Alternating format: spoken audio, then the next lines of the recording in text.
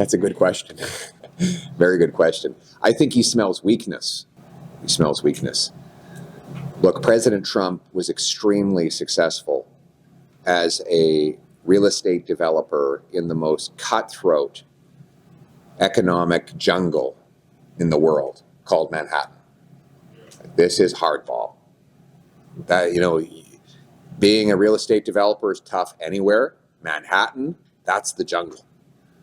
He understands strength and he understands weakness, and he can see weakness a mile away. And the Liberal Party is weak. Justin Trudeau, Mark Carney, Chrystia Freeland are weak. And now we're divided. So he is moving in to take advantage of that, to secure as many concessions as possible. And, you know, we've given him a lot. The Liberals have given Trump some wonderful gifts. They blocked 2 pipelines and about a dozen LNG plants. So what does that mean? It means we have to give all our energy to the Americans at a massive discount. We can't send our energy to Asia or Europe because we can't get our oil and gas to our tidewaters. So the Americans pay us, you know, last time I checked, Western Canada oil was being sold in America for $60 while the world price was $75. That's $15. No big deal, right?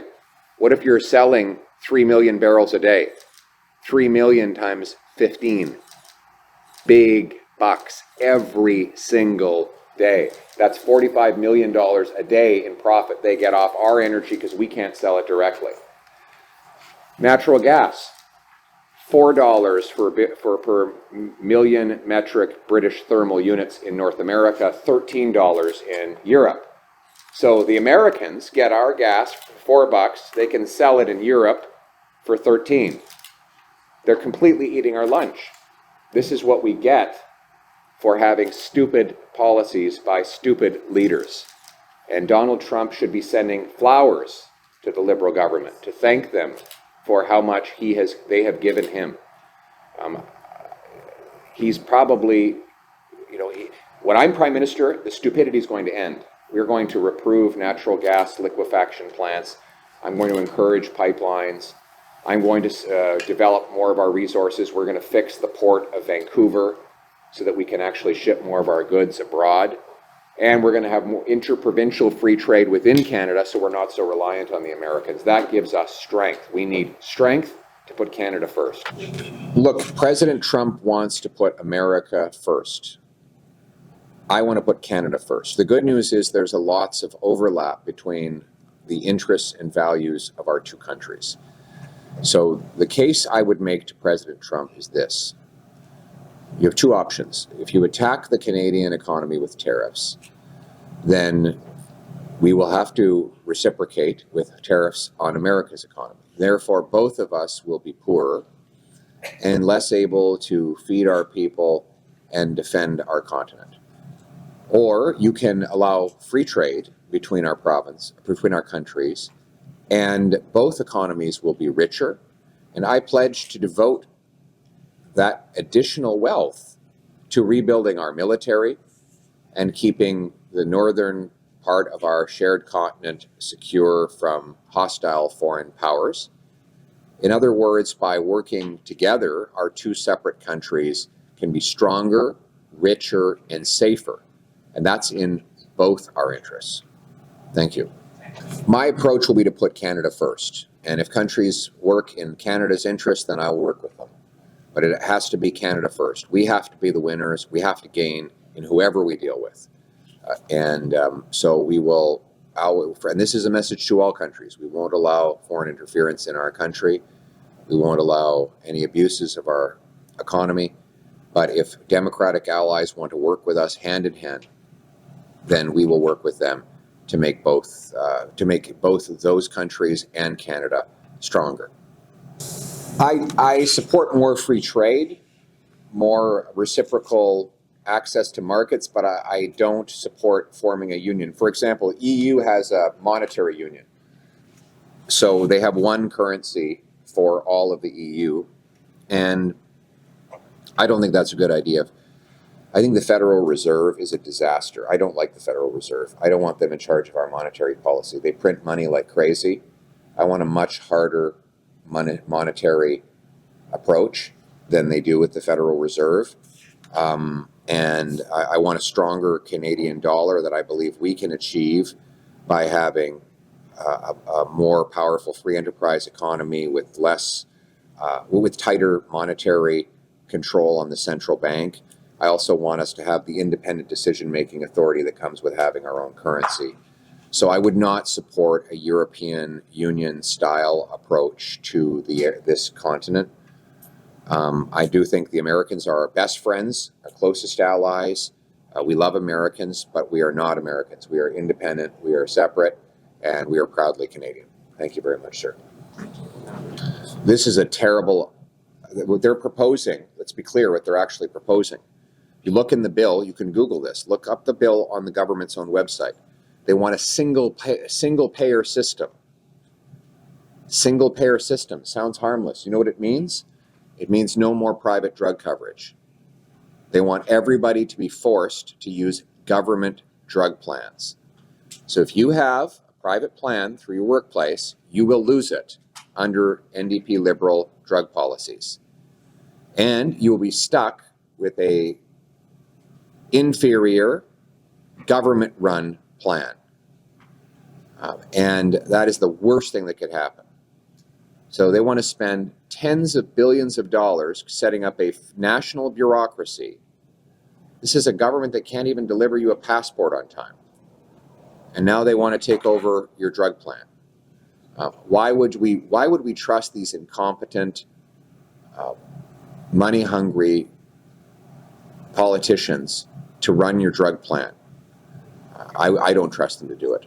I will protect the right of Canadians to have their own private drug coverage, and the very small minority of people who are not covered can look at giving them some assistance. Well over 90% of Canadians already have some form of drug coverage.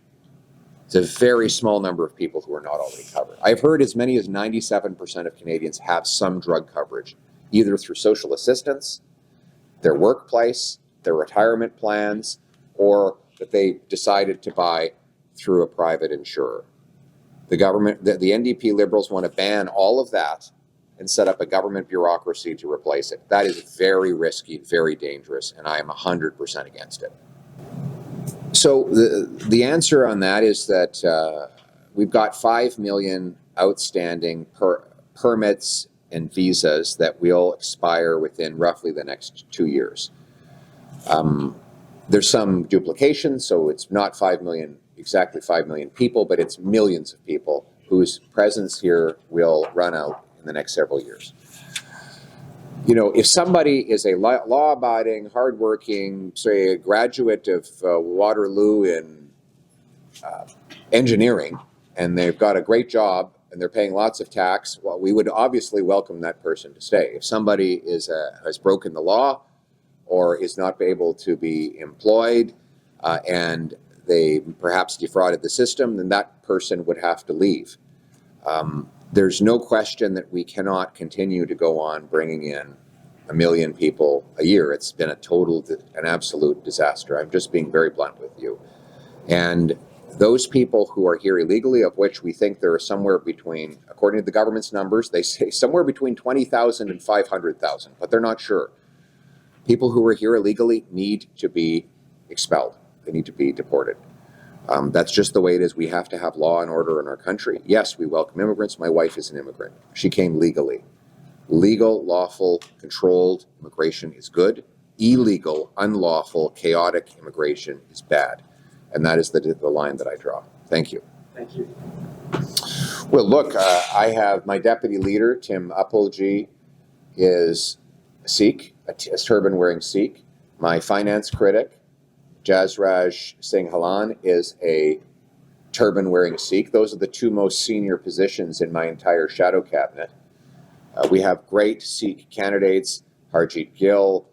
We have Jesse Sahota, a very respected police officer from Delta. Bob Desange. I could go on right across the country. We have strong Sikh candidates So we will have a strong Sikh representation. But what has Justin Trudeau really done for the Sikh community in practice? How many Sikhs are forced to go to food banks now after 9 years of Trudeau's taxes? Is life really better in Surrey or Brampton today than it was 9 years ago? Really? I have not found anyone in Surrey or Brampton that says life is better today than it was when Justin Trudeau took office. Housing costs have doubled in both of those places. They are two of the most expensive housing markets in the world. The international student debacle has 26 students found in one Brampton basement, 26 students living in the basement of one house. That didn't happen before Justin Trudeau. Sikhs are being assassinated on Canadian soil. He can say he's speaking out against it. It's very easy to speak. But why is this happening? Why are murders of Sikhs happening on Canadian soil after 9 years of Trudeau and the NDP Liberals? He's a great talker, but what has he actually delivered for Sikhs? He signed on with Modi to an open skies agreement that doesn't include a flight to Amritsar. What a total act of disrespect. How could you possibly say you're going to sign on to an open skies agreement with India that doesn't include a flight to Amritsar when we have the biggest expatriate Punjabi community in the world? Singapore has a direct flight to Amritsar. So does Malaysia, UK, Uzbekistan. Uzbekistan has one, not even Canada. Who else? Italy, UAE, they all have direct flights to Amritsar. Trudeau did not even get us a flight to Amritsar, even though our Punjabi population is way bigger than any of those other places. So, wow, he stood up in the House of Commons and beat his chest and put on a big performance. What is the result for the Sikh community? Everything is worse now than it was before Justin Trudeau, and everything will be better when I am Prime Minister. We will end the crime spree that has terrorized our communities. We will make Brampton and Surrey and all other communities safe again. We'll build the homes. We'll cut the taxes. We'll get rid of the carbon tax. The Sikh trucking community is getting totally screwed over by the carbon tax. Talk to the trucking community. All of them are ask them to show you their bills, how much they're paying in Trudeau's carbon tax after 9 years. I want Punjabi and all Canadian truckers to have lower fuel costs. That's what we can do that delivers real results rather than just symbolic politics like we've got from 9 years of Trudeau. 2023 was the first year on record that the number of doctors in Canada actually went down. And in that year, our overall population went up by 1.2 million. So we have 1.2 million more people who need doctors and fewer doctors to care for them. There are two reasons for this. One, our taxes are extremely high. If you're a doctor in Canada today, you're paying 53% income tax. And now Trudeau's raised the capital gains tax on your retirement fund. You could go to the States and pay 17 or 18% income tax, and you earn American dollars, which are worth 40% more, and the cost of your home is probably going to be 25% less. By the way, you get sunshine all year round. So it's not hard to understand why many doctors are abandoning our communities. So I will cut taxes, cut income tax. I will also cut the capital gains tax to make this a more attractive place for doctors to work. Secondly, we have 20,000 immigrant doctors, 32,000 immigrant nurses who cannot work in Canada because they can't get a license to practice. 85% of Filipino nurses cannot work in Canada. When I got my eye surgery done, there was a technician who works in Canada for 20 days a month, and then he goes to as a technician. He goes and does eye surgeries in Abu Dhabi, United Arab Emirates, for 10 days a month. So they let him work as a doctor, and we only let him work as a technician. So apparently Emirati eyeballs are different than Canadian eyeballs. Why can't he do surgeries here? In Toronto, they say if you have a heart attack, don't call 911. Call a taxi, because the taxi driver is probably a doctor. And so we're forcing our doctors to drive taxis. So what's the solution? The answer is to bring in a national Blue Seal license that allows immigrant doctors and nurses to take a test, prove they are qualified within 60 days, and get working in our medical system. We would have tens of thousands of doctors and nurses licensed without having to send them through a full medical education, which is very costly. And they would be here and now. We wouldn't have to wait. We try to recruit young people to go into medicine. It's a 10-year cycle to get them through an undergrad, med school, residency. Let's do it now when we have these doctors. Let's license them to our high standards based on their own merits, and therefore we can get better medical care. We're very ready, and yes, we are going to, every single Canadian will look at our team of candidates and see themselves. They'll see us, a group of people who are diverse in all manners, in their industry, their geography, their life stories, their backgrounds. And I think you're going to see the Filipino community will be very happy with our platform. Why? Because the Filipino people who've come to Canada want the promise that if they work hard, they get a beautiful life in a safe neighborhood, a house, good, decent food, in safe streets, and that's what we're going to deliver. We're going to bring home the Canadian promise, and it's going to be a welcoming country where we all put Canada first. We're all united, regardless of race, ethnicity, gender, geography. We are one people, united for the greatest country on earth. Thank you very much.